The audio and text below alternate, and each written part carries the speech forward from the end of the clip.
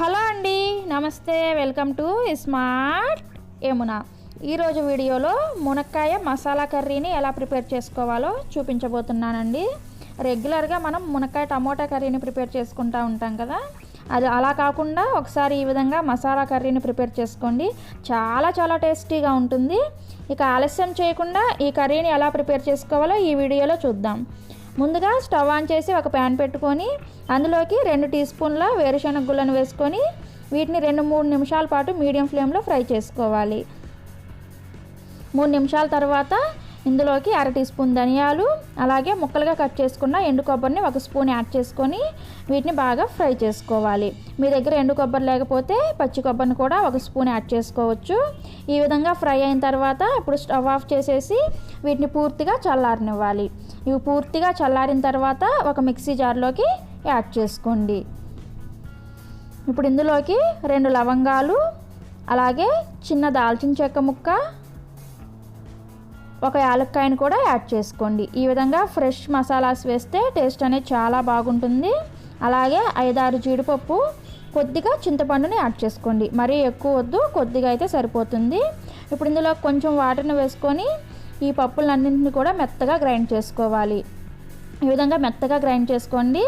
ఒకవేళ మీరు గ్రైండ్ చేసేటప్పుడు అవసరమైతే కొంచెం వాటర్ని యాడ్ చేసుకొని బాగా మెత్తగా గ్రైండ్ చేసుకొని పక్కన పెట్టుకోవాలి. ఇప్పుడు స్టవ్ ఆన్ చేసి మరొక కడాయి పెట్టుకొని అందులోకి 3 టీ స్పూన్ల ఆయిల్ వేసుకొని వేడి చేసుకోవాలి. ఆయిల్ వేడైన తర్వాత 2 మునక్కాడల్ని ఈ విధంగా తొక్క తీసేసి కట్ చేసుకొని యాడ్ చేసుకోండి. వీటిని హై ఫ్లేమ్ మీద 2 నిమిషాల పాటు ఫ్రై చేసుకోవాలి. ఇలా ఫ్రై చేసుకోవడం వలన మునక్కాయలో ఉన్న పచ్చివాసన పోయి కర్రీ మరింత టేస్టీగా ఉంటుందన్నమాట. 2 నిమిషాల తర్వాత ఇవి బాగా ఫ్రై అయిపోయాయి కదా, మరి ఎక్కువగా ఫ్రై చేయొద్దు, 2 నిమిషాలు ఫ్రై చేస్తే సరిపోతుంది. వీటిని పక్కకు తీసుకోవాలి. ఒక ప్లేట్లో పెట్టుకోండి. ఇప్పుడు అదే నూనెలో మరొక 2 టీ స్పూన్ల ఆయిల్ వేసుకొని వేడి చేసుకోవాలి. ఈ కర్రీకి ఆయిల్ ఎక్కువ ఉంటేనే టేస్ట్ బాగుంటుంది. ఇందులో 1/2 టీ స్పూన్ ఆవాలు, 1/2 టీ స్పూన్ జీలకర్ర, అలాగే 1/2 టీ స్పూన్ పచ్చిశనగపప్పును కూడా వేసుకొని వీటిని ఒక 30 సెకండ్స్ పాటు ఫ్రై చేసుకోవాలి. ఇవి ఫ్రై అయిన తర్వాత ఒక ఎండుమిర్చిని యాడ్ చేసుకోండి. ఎండుమిర్చి కూడా వేసుకొని కలుపుకున్న తర్వాత ఇందులోకి ఒక మీడియం సైజ్ ఉల్లిపాయలని ఈ విధంగా ముక్కలుగా కట్ చేసి యాడ్ చేసుకోవాలి.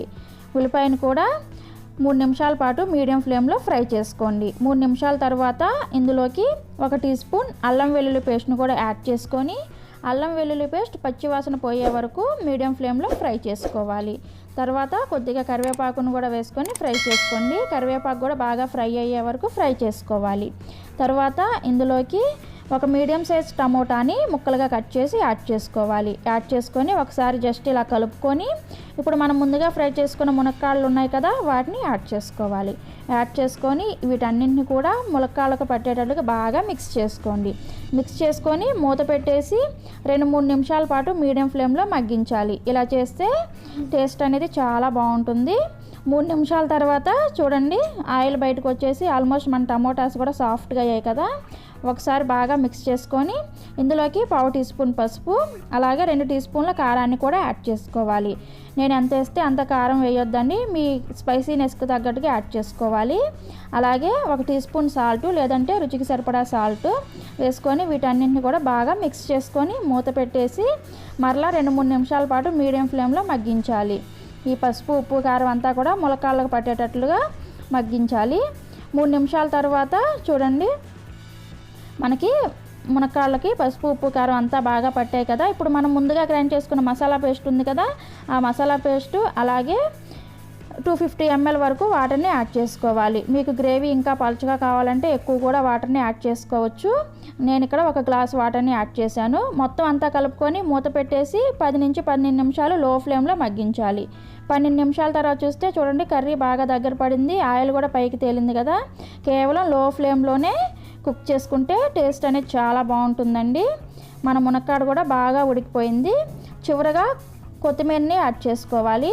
సన్నగా తరిగిన కొత్తిమీరని కూడా యాడ్ చేసుకొని బాగా మిక్స్ చేసుకొని స్టవ్ ఆఫ్ చేసేసి సర్వింగ్ బౌల్లోకి తీసుకుంటే సరి టేస్టీ మునక్కాడ మసాలా కర్రీ రెడీ అయిపోయింది. మీరు కూడా ట్రై చేసి మీకు ఎలా కుదిరిందో మీ ఫీడ్బ్యాక్ని మా కామెంట్స్ రూపంలో తెలియచేయండి. అలాగే మీకు ఈ వీడియో నచ్చినట్లయితే లైక్ చేసి మీ ఫ్రెండ్స్ అండ్ ఫ్యామిలీ మెంబర్స్కి కూడా షేర్ చేయండి. మా ఛానల్ని సబ్స్క్రైబ్ చేయడం కోసం కింద కనిపిస్తున్న ఎరుపు రంగు సబ్స్క్రైబ్ బటన్ మీద క్లిక్ చేసి పక్కనే వచ్చిన గంట సింబల్ ప్రెస్ చేస్తే నా వీడియో ఏదైనా సరే ముందు మీరే చూసేయొచ్చు. Thank you.